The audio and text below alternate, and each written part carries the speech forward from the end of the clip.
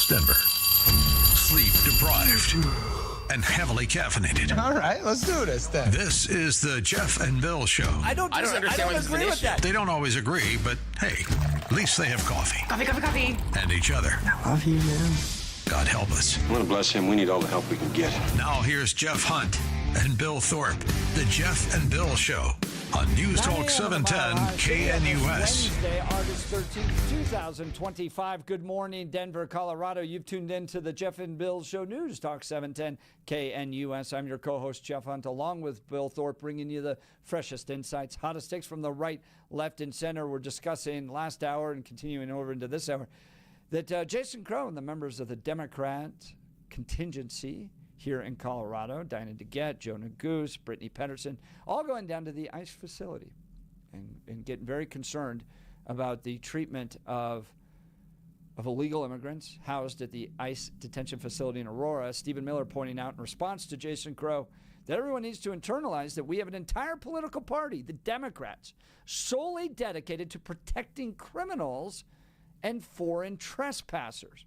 And my question to Bill and to our listeners right at the end of that last hour was, which one connects with the voters of Colorado? Not which one do you believe, not which one gets you fired up, but unaffiliated voters in Colorado going, there's tremendous abuse over there at the ICE facility. Good job, Democrats, for standing for the civil rights of illegal immigrants. Or is it illegal immigration is a crime, what Donald Trump's doing with mass deportations, getting criminals out of here, whether they're violent criminals or people that just cross the border illegally. They're all criminals. They need to go. Thank God for the work of the Trump administration. Which one's going to connect with voters in 2026? Let's go to the phone lines. Stephen in Denver. Good morning, Stephen. You're on with Jeff and Bill. Morning. Hello. Jeff, I would rather have Billy answer my question because your answer would be very predictable and bland. My question is cashless bail, and I do believe that if Billy pulls out his tow truck, gets out that big old towing line, and shoves it through the eye of that needle, and tell me why cashless bail is a great idea, I think that would be entertaining. Oh, it's you talking about the tow truck and the eye of the needle. Nice to hear your voice again. Thanks for calling. I have a problem with cashless bail when it's any sort of a violent crime. I'm more amenable to it when it is non-violent, but we can discuss what those parameters are. But if it is any sort of a violent crime, and in all honesty, I would even go further as far as burglary, anything as far as B&E. Shoplifting, even then, I don't believe should be a cashless bail. You took something of value, and, that I don't think that should be cashless bail. But there are other things that I think we could go as far as cashless bail. But that's it. I think it's more situational, and I think the way it's been implemented has been wrong, especially when we're dealing with someone that is involved in any sort of a violent crime. Your opinion on it. What do you think about cashless bail? Well, I'm stunned because pretty much that's my opinion, and you did not pull the giant towing cable through the eye of a needle, and that would have been entertaining. I know, but every once in a while I can surprise you, Stephen. The talent that Bill has, too, is he can passionately argue for something he doesn't necessarily personally agree with. Yeah. So, Bill could go cashless bail for everything. Oh, right? yeah. If you want, he's that. Give me 10 minutes on that. I can absolutely do that one. But that's how I feel. Yeah. Thanks for the phone call, Stephen. Denver, appreciate it. Phone lines are open 303-696-1971. 303-696-1971, or text us on the Dan Caplis Law text line at 720-819-5115. Coming up after news and comment with Blake Olson, Trump's show of force taking place in Washington, D.C. as National Guard troops show up. Do you appreciate what he's doing in our nation's capital? Taking control, rooting out the criminals, rooting out those folks that are camping out in the parks and on the streets, cleaning up the city. Is this what the nation's capital should look like? Strong military presence. And if you remember, Nancy Pelosi put an entire fence around the Capitol and kept it up there for well over a year to protect it. So Democrats wringing their hands about show of force in Washington, D.C.? Are they being hypocritical? Is this a police state? What do you think? We'll get to this coming up after news and comment with Blake Olson. Blake Olson. Blake Olson, news and comment.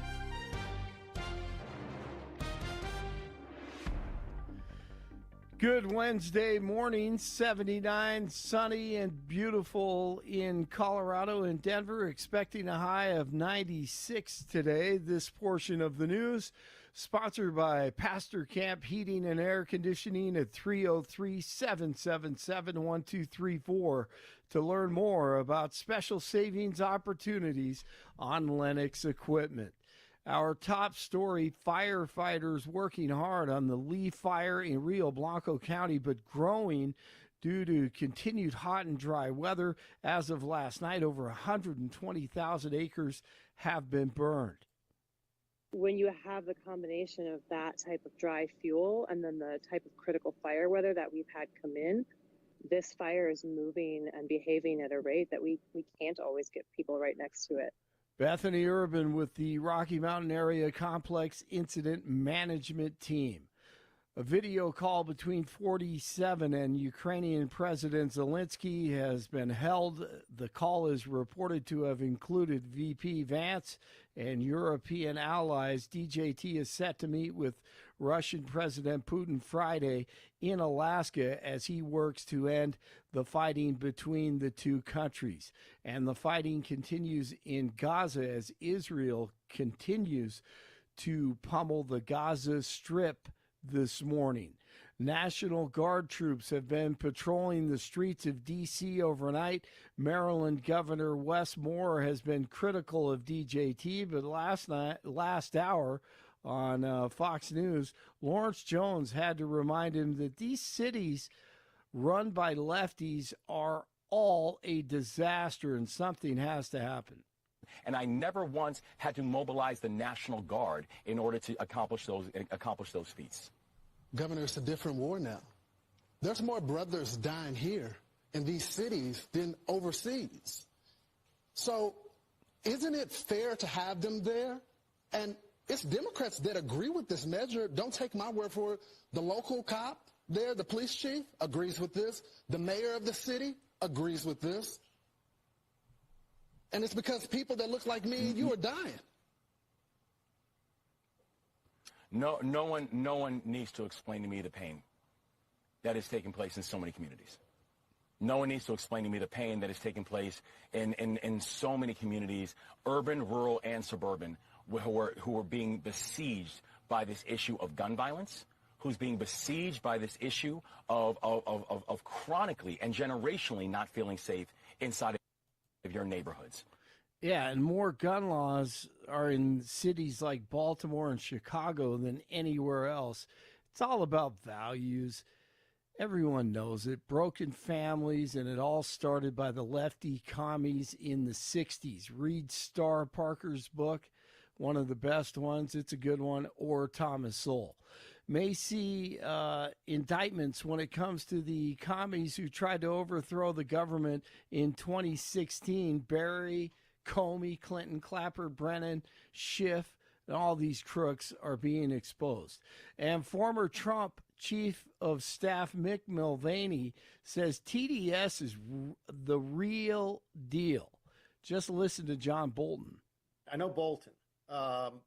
Bolton would say anything to make President Trump look bad.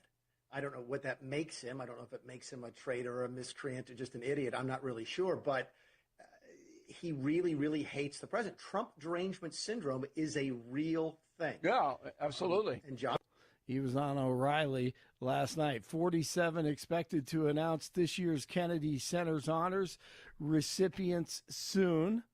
This will be the first list of awardees since DJT overhauled the Kennedy Center's board and named himself its chair. He also teased a possible name change for the historic venue, posting great nominees for the Trump Kennedy Center.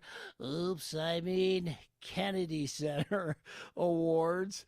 Oh, man, I love it. Maine officials warning residents after a great white shark was spotted off near the coastline. On Monday, a report was received about what appeared to be a large shark near Richmond Island. Drone video footage showed that it may have been a shark estimated to be about 10 to 12 feet long. Sometimes the shark would go away. Sometimes he wouldn't go away. Sometimes that shark, he looks right into you, right into your eyes.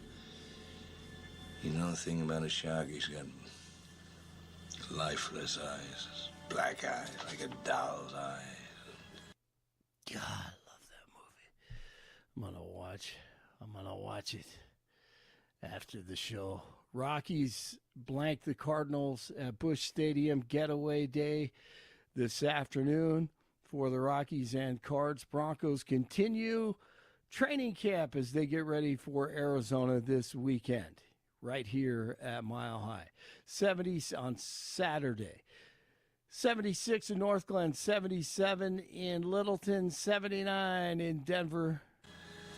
When he comes at you, doesn't seem to be living until he bites you.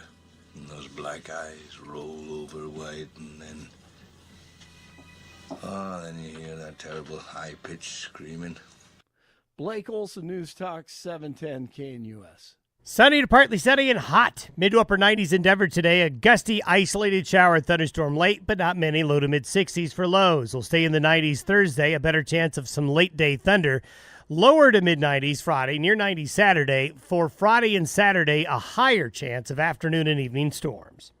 Weather is a service of L&L Heating and Air Conditioning. For quick, trustworthy, and dependable service, call L&L Heating and Air Conditioning at 720-851-1691. Visit them online at bestdenverhvac.com. You'll be comfortable with L&L. Meteorologist Don Day in the 710 KNUS Weather Center.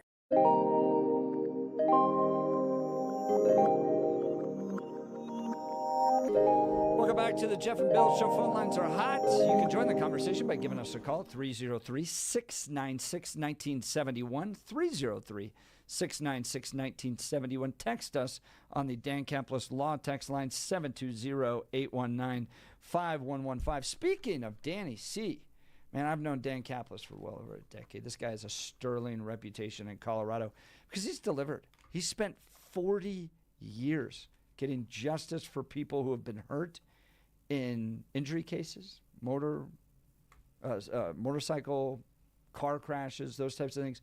He helps people. He's got this background. Listen to this. Son of a police officer, former seminarian. And he shares our values. He's pro-life, pro-family, pro-faith, pro-America. Here's his courtroom record. Dan is believed to be the only lawyer in Colorado history to win 5 straight multi-million-dollar verdicts in Colorado crash cases. Dan is also believed to have won the largest truck crash verdict in Colorado state history. Dan Capless Law is the official law firm partner of the Denver Nuggets and the Colorado Avalanche. Dan Capless Law is a serious firm for serious cases. Dan accepts righteous injury cases on a percentage fee basis so that he can represent good people from all walks of life without regard to ability to pay. So if you need Dan's help, give him a call. Here's the phone number, 303-770-5551, 303-770-5551, or hit dancaplisslaw.com. That's Dan, C-A-P-L-I-S law.com. Francis Golden's on the line. What's on your mind, Francis? Yeah, good morning. Hey, you guys. First of all, I love listening to that Robert Shaw stuff from Jaws. That guy was the best character actor ever. He died at 51 of a heart attack, and he had 3 wives and 11 kids. Coincidence? I think not. All I can say. But hey, the question that is just, it's got to be asked. I mean, this has to be asked. Of Brittany Pedersen visiting the ICE facility, did she bring her kid? Nope. And if she did she feed it a PB&J or grilled cheese like they're feeding those folks and see if it was okay? That is interesting, isn't it? Oh, my goodness. She has developed this national reputation for whining about childcare, and it's a few things to point out. One, there's existing childcare in the House of Representatives that she could get access to. Not good enough for her. So she's on a waiting list. Meanwhile, she's married. She has a husband who's watching one kid, so she walks around complaining about childcare while holding another kid with all these options before her. I think most people see it as performative. But Francis, of course, just my thoughts. Okay, so I guess this is I speculate, and I can afford to speculate, perhaps where you guys can't, and I don't mean that, but okay, my speculation is that, of course, Brittany wears the pants in that relationship, because otherwise, Ian Silvery is the most feckless person in the world who can't take care of the kid while she's out doing work. I mean, what kind of a bum does He's this a make even Ian Silvery? consultant, Francis. He's a consultant. He's not working in a coal mine. He's not out there fracking. No, he's getting paid $250,000 by the county, by Jefferson County, to run polling data. The bro sits in front of a laptop. And you would think at a certain point you go, honey, I'm not getting the best reputation here. Maybe now don't drag out the kid at all the events and complain about how you don't have childcare. It looks pretty poorly upon me. Absolutely. Doesn't he have just even the testicular fortitude to be able to tell wife, look, I'm catching flack here because obviously I look like a slob. And can we just not do this? Can we not use our son as a child shield here, a human shield, to make your pointless point? Well, I think it's interesting because you end up with other representatives that have their kids show up at stuff all the time. I have no problem with that. In fact, I think it's good. I bring my sons into the studio. I think what seems to rub people the wrong way is this complaining about not having childcare. So when you have options, you have options before you, plenty of options. And so it just seems off, right? You're like, you're not bringing your child like maybe the President Trump's press secretary does, and it becomes kind of a celebration. Oh, the kids are at work today. Oh, that's kind of fun. It becomes this kind of prop for complaining about childcare. Meanwhile, you have options. So it just seems weird. Yep.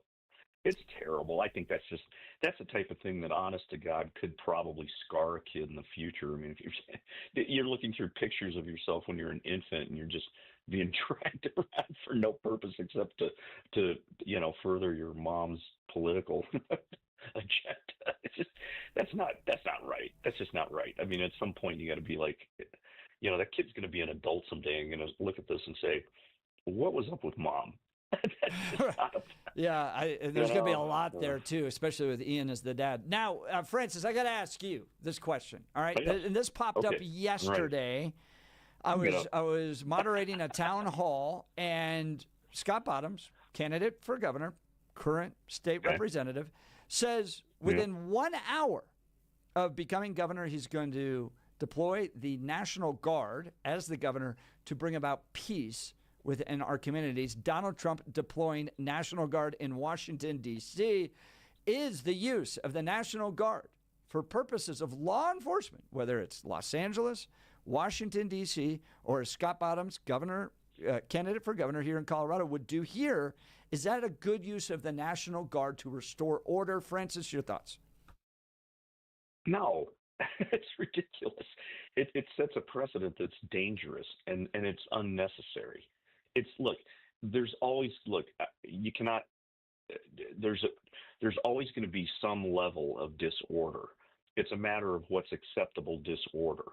And we are not anywhere near a level of disorder where a National Guard should be deployed by anybody. This is just red meat by a guy who is tossing it out to a bunch of brain masses to kind of earn some sort of extra credit or something. I don't know. He's using this, and I think it's just kind of silly because this is the type of thing. The people who would vote for Scott Bottoms, they're going to vote for him whether he says that or not. So who's he playing to here? That makes no sense.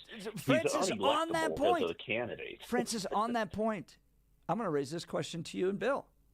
Is Donald Trump, speaking of who is he playing to on this, is Donald Trump deploying the National Guard, bringing about a strong police and military and even FBI presence to our nation's capital, sending a message to voters in New York City as it relates to Zandami. I think that's his name. Right? Zandami, yeah. Yeah, I mean, is this a play in light of the election in November to go, this is what Republicans can do in leadership in a major city? You got a socialist, communist, soft on crime, blame the police, defund the police operation happening in New York City. Does this become an effort to try to stop him from becoming elected? What do you think, Bill? What I question about that is the message Donald Trump is trying to send, I'm going to put the military patrolling your streets. Is that the message? Is that the strong on crime message that we need to have U.S. military patrolling our streets? And if so, if that's the strong on crime message, I need to grab Francis here and yourself, Jeff, and we need to go visit Mr. Peabody and his boy Sherman and jump in the Wayback Machine to talk to people about how they envisioned the tyranny of the government and why I needed my Second Amendment. Wasn't it when we had police marching down the streets and enforcing law, not police, but troops, military troops deployed? That wasn't part of it? Are they engaging in tyranny? Are they going after citizens? Are there civil rights violations taking place? Well, the question is this, is what I kept hearing from those that were supporting the Second Amendment was the tyranny of the government when they placed the military as law enforcement on our streets. That was one of the seals that needed to be broken to know that the government was being tyrannical and trying to suppress the citizens, was when they were deploying troops. I remember hearing during the Obama administration that, oh my God, they're doing these exercises in Texas. That's because they're going to claim martial law, and it's the tyranny of the government because he's going to deploy the military in the U.S. I heard the same thing under Biden, heard the same thing under Clinton. I heard some other people saying it under Bush. That was one of the steps that was always talked about why we needed the Second Amendment to protect ourselves from the tyranny of the government. Yet those same people that show up at those Second Amendment rallies are now cheering military being deployed on the streets of America. But my question is, just because the military is showing up doesn't mean it's tyranny. We don't have any examples yet at all from either Los Angeles or Washington, D.C., that the use of the National Guard has resulted in civil rights violations. But that wasn't, here's the idea. When I heard it from the Second Amendment, and maybe I was wrong, Francis, maybe Francis heard something different. I didn't hear, well, it's okay to deploy the military up and until, to do law enforcement, up and until there are civil rights violations, and then it is the tyranny of the government, and now No. It was just the idea that the military was going to be used as law enforcement in the cities. That was it. It was the idea that the U.S. military is going to decide what the law is and enforce the laws in the cities. That was part of the reason we needed to have the Second Amendment. Yet that same group of people are not only acquiescing to the idea of this happening, but celebrating it happening in other cities. I find that very strange. I don't know where I missed the messaging part of this, but that was the issue. The issue was those troops show up in my city in order to enforce laws. That's the tyranny of the government, and that's why I have my gun for the Second Amendment. Francis, your thoughts? I think that Bill has hit a definite conundrum with the argument. Yes, because I guess, is this a message to New York? Possibly, but could Trump even do anything about that? No. It would be completely unconstitutional action on his part. He can get away with what he's doing in D.C. because it's not a state; it's a weird special district. But so does he set an example by trying to, step on people and basically get things under control? He does set an example, yes. But, New York City is going to elect who they're going to elect. And all that Trump can do about it is try to cajole Congress into limiting funding and things like that.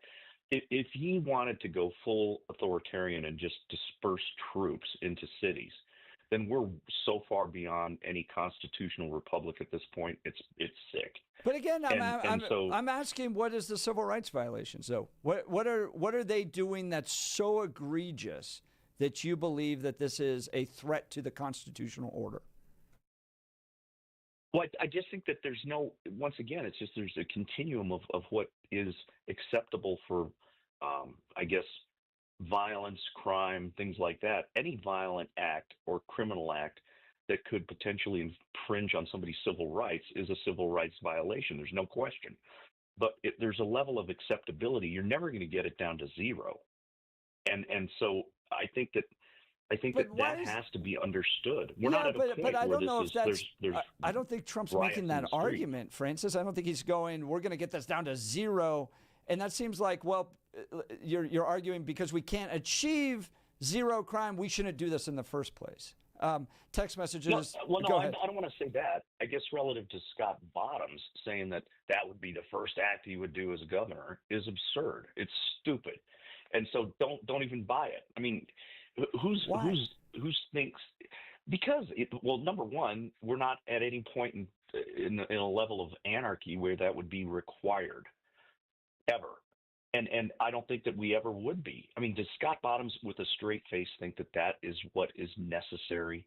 Or is he just saying that because he thinks it's going to garner support from a bunch of people? No, who are going to vote I heard for him last anyway? night. He thinks that there's cartels operating in Aurora to the point where innocent people have been dragged into this, that the Aurora police can't do what's necessary to be able to confront this. And he wants a full show of force. He thinks within 1 hour of a full show of force of the National Guard, he could expel cartel activities from Aurora. I think that's what he's motivated by. I don't think that there's cartel activity that merits that, period. He can think whatever he wants, but, is there cartel activity that I can see with any evidence out there through any media source out there that it merits that level of response? No. And I think Francis, there's something important there. Francis, something important there that you just outlined. The idea that Scott Bottoms, the candidate, thinks this is happening, and if we are going to deploy military based on what the governor thinks is going on, okay. Well, I mean, he said no. He said yesterday. You guys are assuming he just did this because he thinks. I never said that. We said that's what you said. What I said this is happening. Was. Well, that's just a verb, but it's rooted in his conversations with law enforcement. I don't look. I'm sure there's some level. There's a few individuals in law enforcement who might report something that he could extrapolate and overblow. But to me, this is part of the problem with his candidacy: is that if he has this level of rustling in the bushes and something's evil behind there, then I don't want somebody who's that paranoid and crazy being governor of anything. Well, I think we're off on a tangent here because the central argument, and Francis, great call, I appreciate it. Francis's line will be open 303-696-1971, is utilizing the National Guard that Donald Trump is doing to one text messenger's point, that this isn't just about New York City. This is about sending a message to the entire nation that this is a law and order Republican Party. And I think it's a compelling argument in light of what I read in the Washington Post, just, 2 articles after this condemning of the National Guard, the condemning of the National Guard, and this is a military state. Okay. Then they talk about how the Baltimore City Council can't agree to put a robot in parking garages to monitor crime. And it was all sorts of what if this, somebody could be, it's a violation of privacy and this thing could get stuck and it could delay cars and like all this what if. I think the bigger narrative right now is that Democrats can't police their communities. They can't make decisions. They can't build anything, as Ezra Klein points out. They can't build a train. They can't do anything. They're paralyzed by inaction. Meanwhile, you have Donald Trump and even Scott Bottoms to that point going, within 1 hour, it's National Guard, it's shutting it down, it's confronting crime, it's show of force. We can do it. It's decision-making, it's leadership versus inaction. Is that what's being communicated? I think it is. Yeah, I think it's more the idea of watch our force. This will be a police state, and you do what we want. If Obama would have come out and used whatever reasoning he wanted, that I'm going to deploy the military for this, people would have screamed and yelled. I don't understand why all of a sudden both Donald Trump and the GOP doesn't think that the police officers with more support could get this done. It's odd how we can't do this now with police in any way, shape, or form. And did the people that signed up for the National Guard sign up to be police officers inside our U.S. cities? Again, what would happen? Where's all the Second Amendment rights people? Where's Rocky Mountain gun owners yelling and screaming about the idea of deploying the military in U.S. cities as law enforcement? If this was a Democrat in the White House making the same claim, be screaming and yelling. And it depends on They what... don't. They would never do it. Yeah, they would. They would scream and yell that he was deploying the military. They're literally paralyzed by inaction. Democrats are. They can't make a decision to do anything because they're motivated by all these other ancillary issues. They have nothing to do with Republicans the same crime. way get tied up. I mean, look at how hard it was to get the big beautiful bill through this. It happens on both sides, and there's violent crime that exists in both red and blue states. It happens on both. Some of the highest murder rates per capita are in red states. They're smaller cities, but yeah, based on number of people, that just happens. That's what it is. This is performative yet again. This is Donald Trump, but again, I'm just surprised that we got this far and this close to an authoritarian model under Donald Trump that he's now talking about outside of his abilities in the Constitution to deploy the military in U.S. cities. He has the ability for 30 days to do it inside of D.C., but he doesn't have the authority elsewhere in the U.S. based on what he's making. But he's talking about it. He's talking about, we'll do it in Baltimore, we'll do it in New York. And if you're right, that he is sending a message to these cities, what's that message? Republicans are tough on crime. No, that the president... Oh, that's exactly the message. No, that the president will deploy the military in your city to do X. That's the message that I'm hearing. The president's going to deploy the military to achieve a goal in your city, regardless of whether or not they have the right to do it or not. What's the goal? It would be defined by the White House. No, what's the goal? He said, what is the goal? No, he said it. I know, but no, what I'm saying is, hang on. What I'm saying is he can say that it is crime, but remember this. I go back to our last hour conversation when we talk about immigration, and Donald Trump talked about a migrant crime wave. I submit the Texas restaurant owner who wasn't involved in any noticeable crime that we can see other than overstaying a visa, so he was legally approved to come into the country in the first place. His crime is overstaying the visa. That's the migrant crime wave, and yet he opened several restaurants and was employing people. He was a small business owner that, again, was part of the migrant crime wave. Again, the rationale and the reasoning can always be malleable because it was about all this horrible stuff that these migrants were doing on our streets and all these people they were killing, and now it's about anybody. So the idea of law enforcement... you believe that the National Guard is just going to be used for anybody? No, I believe that Donald Trump can make up whatever reason he wants to and claim it's emergency. He's claimed 30 national emergencies so far based on executive orders, and they're all for a whole bunch of silly things that don't comport to actual reality. So he could claim an emergency for whatever and then say, I'm going to deploy the National Guard here in this city. That's what I'm worried about. And yet, the people that were so worried and needed the Second Amendment to protect themselves from the government doing something like this are oddly silent, and not only that, in many cases, supporting it. It's weird. Well, because they don't see, and I don't see, any major civil rights violations have taken place. Donald Trump declares emergency. You could say yes or no with regards to Los Angeles. All right, what was the great horror of human rights abuse that took place in with the National Guard and even the Marines heading to Los Angeles? Nothing. Right? This is much ado. This is hand-wringing by the left.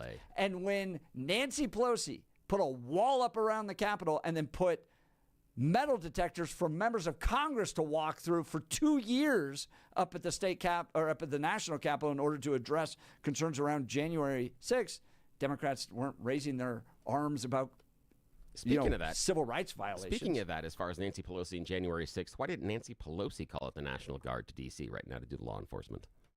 Why didn't she do it? I think there's a lot of conspiracy theories around that. Isn't she responsible? Isn't she supposed to do that? I think Donald Trump offered it, didn't he? No, but hang on. Donald Trump said that it was Nancy Pelosi's responsibility to request and ask the National Guard and deploy them in D.C. for January 6th. Huh. Wasn't she in charge of January 6th activities on the Capitol Hill? But who's doing it right now? Right. Yeah. Huh.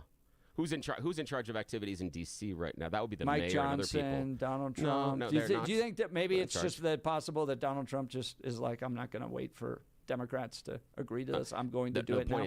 The point is this. Here's where I'm going. Exactly that. Donald Trump had the power. He could have. That's the point. This whole thing, yes. You sure about that? Did, With yes. regards Yes. to actual activities on the Capitol Hill? Because that's what January 6th was about. Yes. According to the powers that he is claiming under home rule with D.C. in this 30-day window that But he existed declared then. an emergency. Did he? That again. Did he have the time to be able to declare an emergency around January 6th? Well, I mean, wasn't this over the course of like 2 or 3 hours? A lot of us, he can't see something that's going on and go, I'm declaring an emergency and need to call the National Guard. Isn't that how you do it? You see an emergency. I mean, So I'm sorry. You would have, on January 6th, you would have wanted Donald Trump, in the midst of all of this, I mean, just to be clear, you wanted Donald Trump to override Nancy Pelosi, declare a national emergency, and then send the National Guard to the Capitol? In the midst of all the disputes? In the midst of all the disputes around January 6th, you want Donald Trump to send the National Guard to the Capitol day. You're using the wrong verb. You're using want. It's not what I said. That wasn't my premise. My premise was the story that was being told about January 6th and after. Donald Trump continually points the finger at Nancy Pelosi and claims himself to be harmless, that he couldn't have done anything. Yet his actions right here show that he did have the ability to do something. I'm not saying he should have or should not have. What I'm pointing out is his narrative and pointing the finger at Nancy Pelosi is discounted and discredited based on these actions. He did have the ability and the power. I'm not saying he should have or shouldn't have.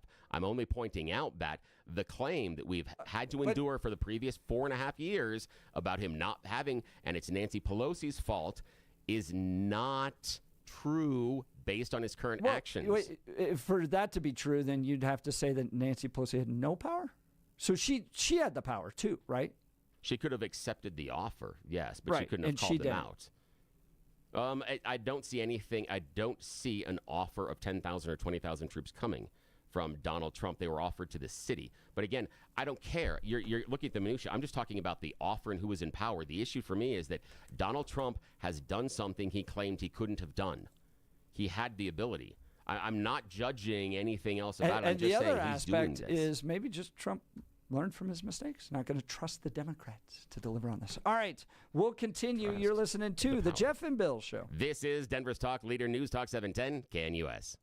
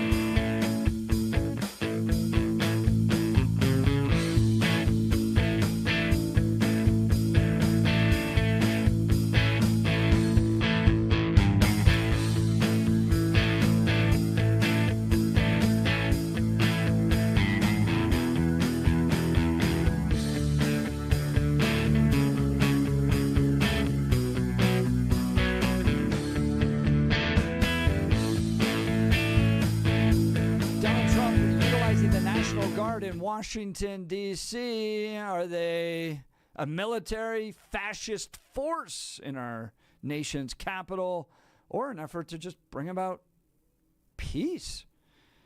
I think one good, clear evidence into this and what's happening is the New York Times article that points out that about a dozen members of the National Guard appeared in 5 military vehicles near the Washington Monument at sunset, and they were just taking pictures with people there. No real big civil rights violation, but a strong show of force, and seems like the tourists appreciated seeing them. Taking their pictures, the National Guard taking pictures of themselves around the around the national capital, and total arrests made by the FBI, roughly about 23. Average daily arrests by police in Washington, D.C., 68.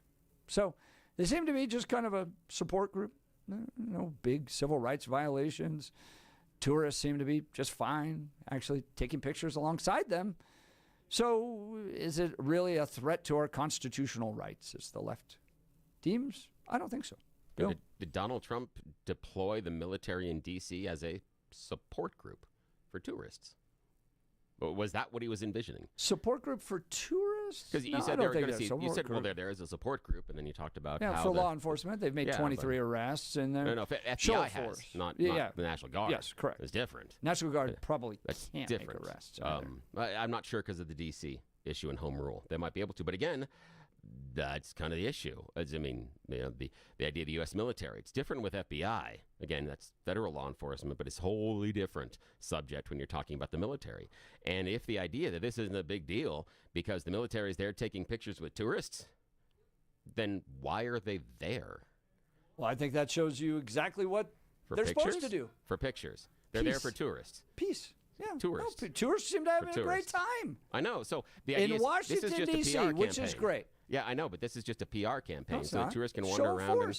Show of force has led now to peace. What force? No, and people there's who no show want of force. to tour. What show of force? Show of force. You have these giant Humvees with big guns on top of them in our nation's capital. In front of national monuments taking pictures. Yeah. Wow. I bet the criminals are very scared of that. Bill, because of all the gang members around the national monuments? In front of the National Guard patrolling the nation's capital? Would you, right in front of them, would you mug somebody or steal a car or shoot somebody?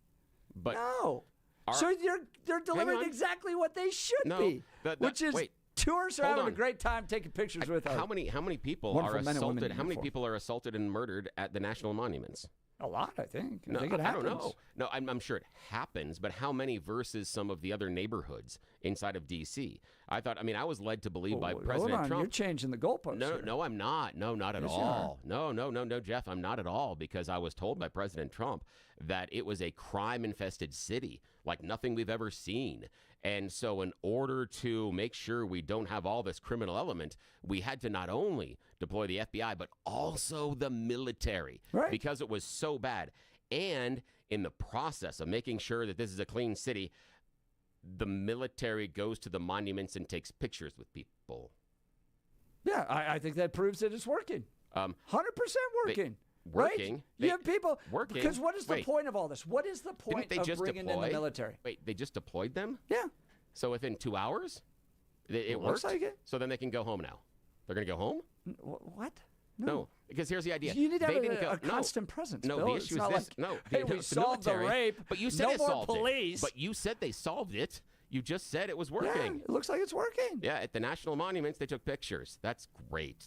Again, it's a PR stunt that people that are visitors what I'm and also tourists. pointing are out they going to where the is gang this members hand-wringing are they going from where the gang members left. are? They have these massive civil rights violations. Oh no! Look at all the terrible things that the military is doing. No, I didn't say any of that. They're making communities safe, so much so making communities that for the pictures. Tourists, absolutely, can show up, take pictures, enjoy. The wonderful people of the National Guard get a chance to visit Washington, D.C. And you know what this reminds me of is around the July 14th stuff that everyone's going, well, Donald Trump is having this big military parade, and look at what a big dictator he is. And it was just a nice little day to celebrate our country.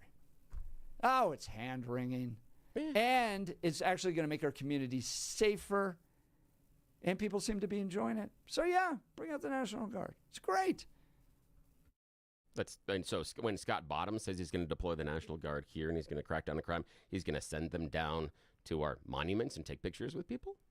If it's so safe? No, I hope people can go. No, in fact, I'd like to have the National Guard right out our parking lot. Let's go take pictures there. Let's go take pictures in our parking lot with the National Guard. And that's gonna capture the gangs. Oh, that's weird. Because Scott Bottoms talked about the idea that all the gangs running rampant through Aurora, and yet we're gonna take pictures of the National Guard at monuments. Huh. It's a weird way to enforce law. Perhaps maybe what we need to do is the D.C. law enforcement just needs to show up at all of the monuments out there, take pictures of all the tourists, and then all the crime will disappear, right? No. Yeah. Oh, it doesn't work that way. Not at all. I thought it worked that way. I thought it worked that way. The argument was being made, this is a big civil rights violation. How did the Second Amendment supporters support all these people in these cities? And they're taking pictures and having a great time. All right, we've got to continue. So You're listening to the Jeff and Bill Show. News Talk 710 KNUS. Wake up, Denver. There's no better place to start your morning than IHOP, where the pancakes are fluffy, the coffee is hot, and the smiles are endless. Wednesday, August 27th, join Jeff and Bill as they broadcast their show live from IHOP at 1595 South Colorado Boulevard in Denver. You're officially invited to be part of the excitement.